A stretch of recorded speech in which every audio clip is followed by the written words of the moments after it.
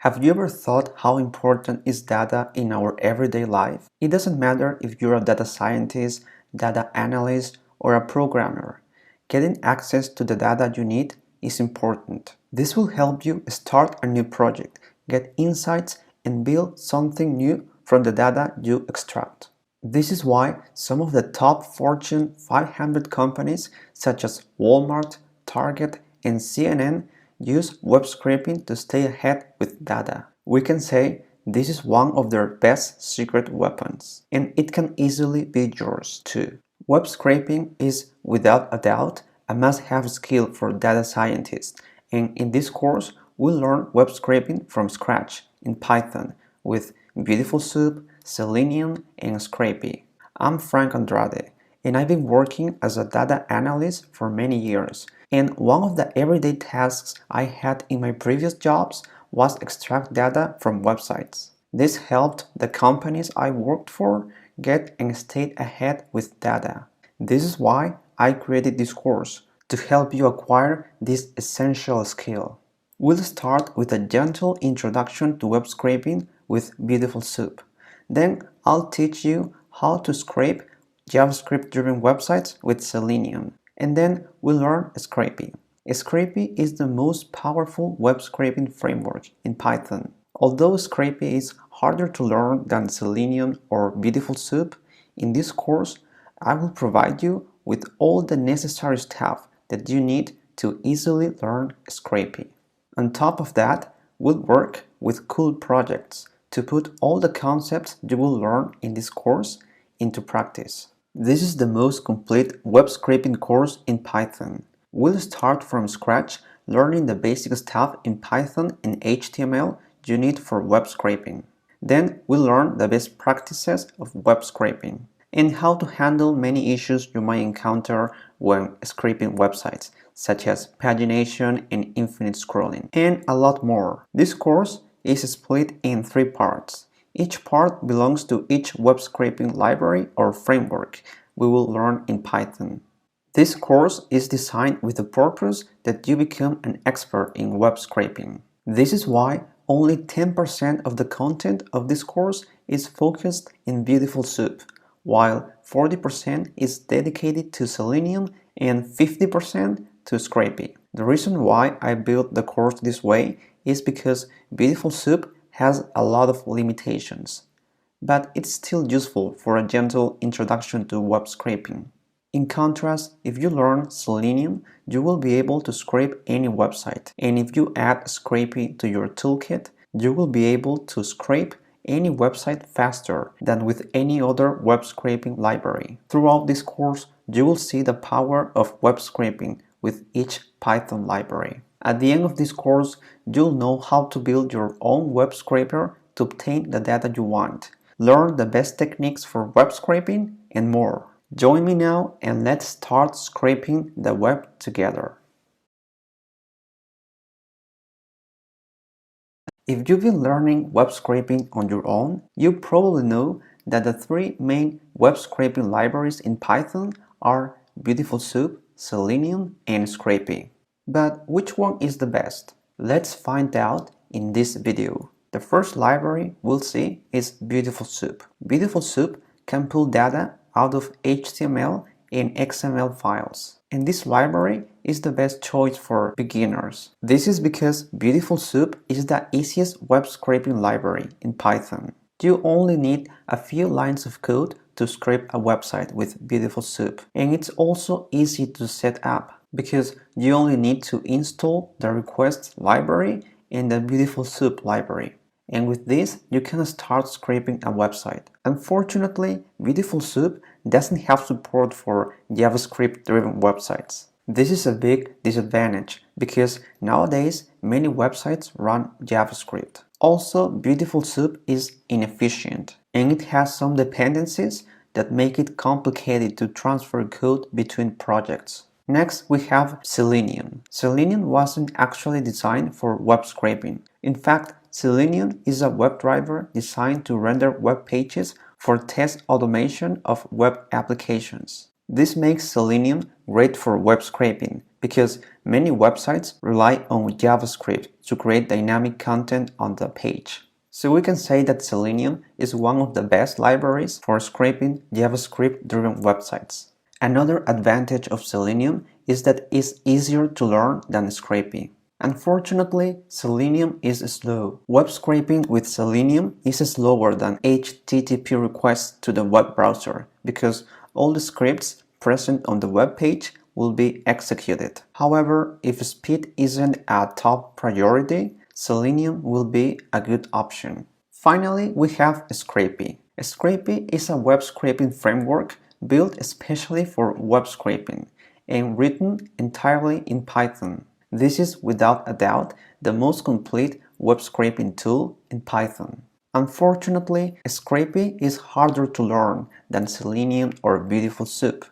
That said, one of the biggest advantages of Scrapy is speed. Since it's asynchronous, Scrapy spiders don't have to wait to make requests one at a time, but it can make requests in parallel. This increases efficiency, which makes Scrapy memory and CPU efficient compared to the previous web scraping tools. Also, Scrapy is the most complete framework in Python. You can easily store data in databases, create crawlers, and do more with Scrapy. So which one is the best? I would say every web scraping tool satisfies a specific need. For example, BeautifulSoup will be great for beginners. Selenium will be good for small projects that need to scrape JavaScript-driven websites, while Scrapy will be great for large projects where speed is priority. And that's it. In this video, you learned the differences between BeautifulSoup, Selenium, and Scrapy. Choose the web scraping tool that fits better the website you wish to scrape.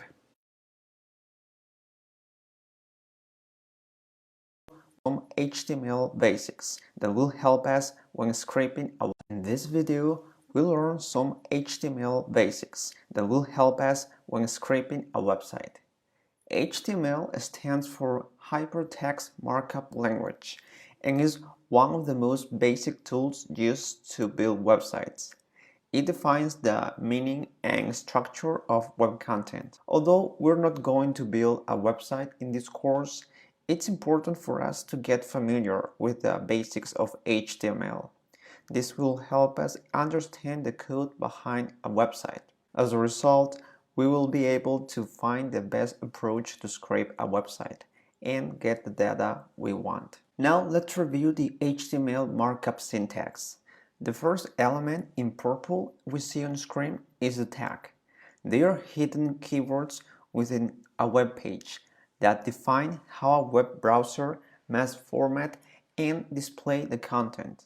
Most tags must have two parts, an opening and a closing part. For example, the h1 tag is the opening tag, and h1 with the slash is the closing tag.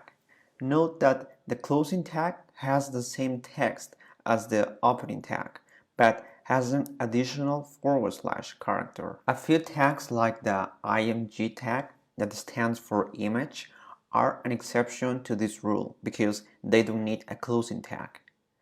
There are plenty of tag names, and we'll review the essential tags for web scraping a bit later. The second element we see is the tag attribute. Attributes allow us to customize a tag and are defined within the opening tag.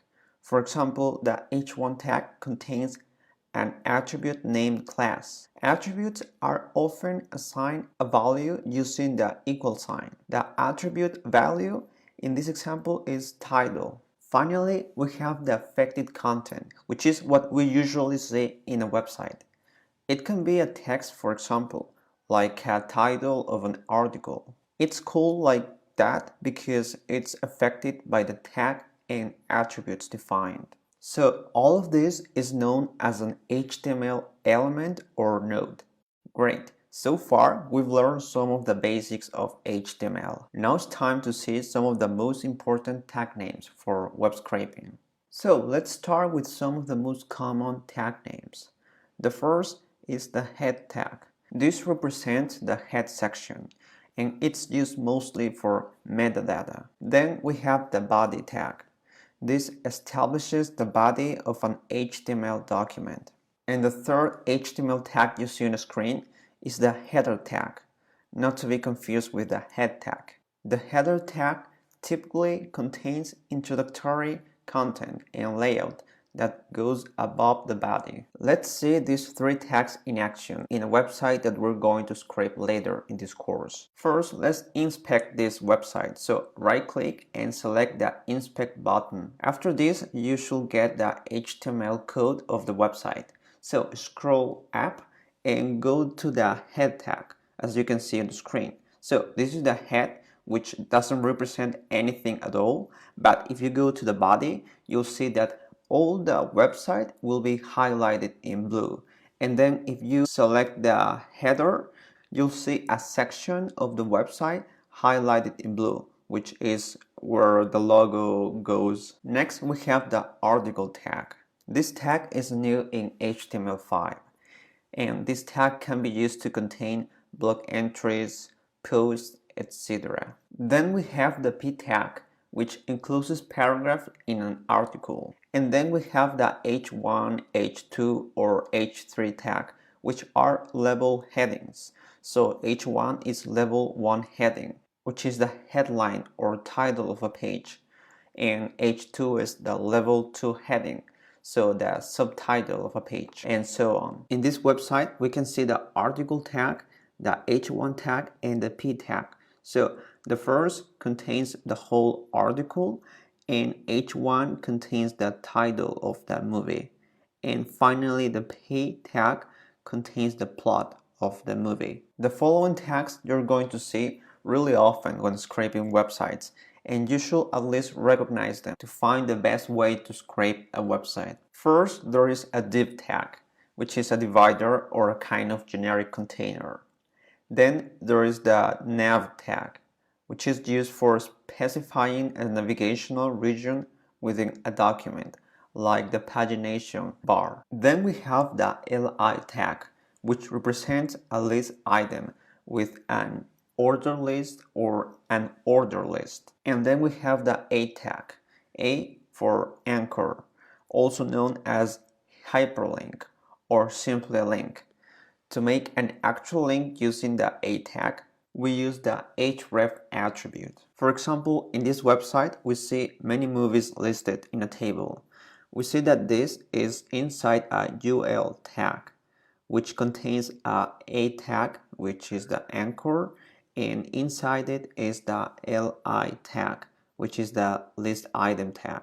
As we can see, the A tag has the href attribute that contains the link that redirects to another page. So now you can see how they relate to each other in this HTML document. Let's see the last 6 tags I listed here. So first we have the button tag. So this one specifies a button that can be clicked. It's commonly used with forms. Then we have the table tag that is used for making tables in an HTML page. Then is the TD tag, which stands for table data.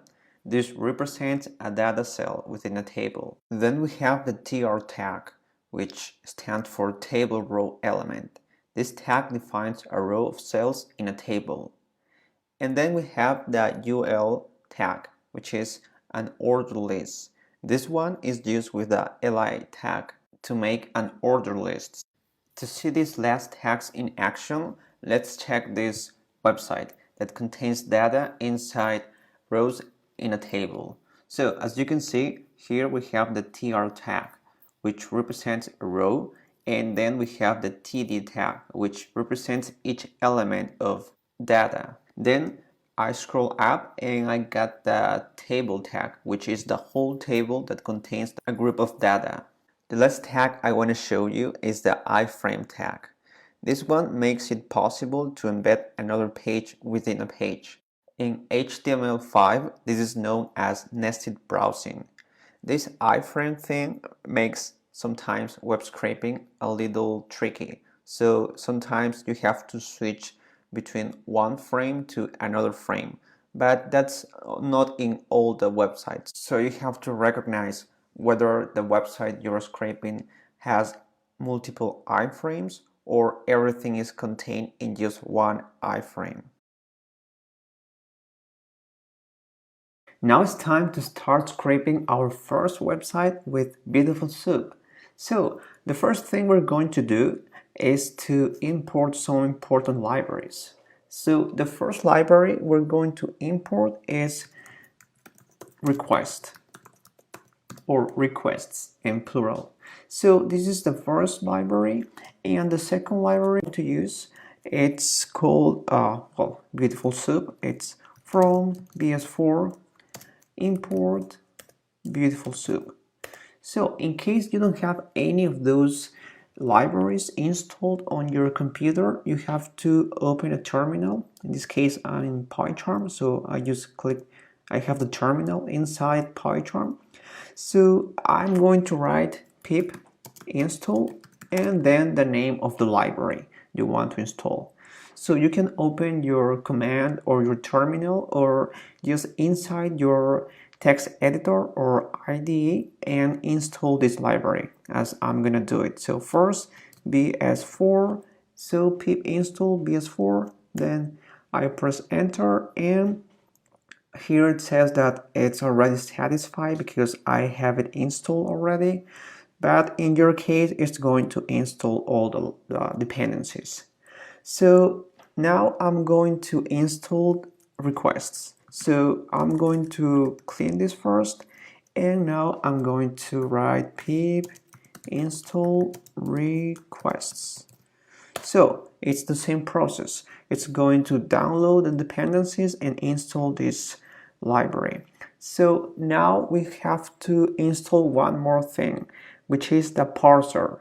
BeautifulSoup relies on a parser to get this HTML code.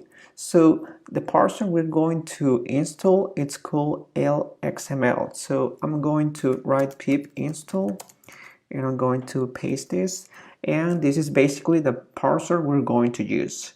If you want to install other parser, you can do it, but we're going to do just a basic scrape, so it's going to be enough with LXML. So I'm going to press enter, and it's gonna tell me that it's already installed, and that's it for the libraries. So just a recap, BeautifulSoup is the name of the library we're going to use to scrape. In this case, it's the first tool, the scraping tool we're going to use to scrape a website. Now, request, this is basically how you send requests to a website, to Google, for example. So you send a request and Google is supposed to send a response. And that's where the HTML code comes from. But we need to use a parser because this BeautifulSoup doesn't have its own parser, so we have to add it. And that's it. In the next video, we'll start scraping our first website with BeautifulSoup.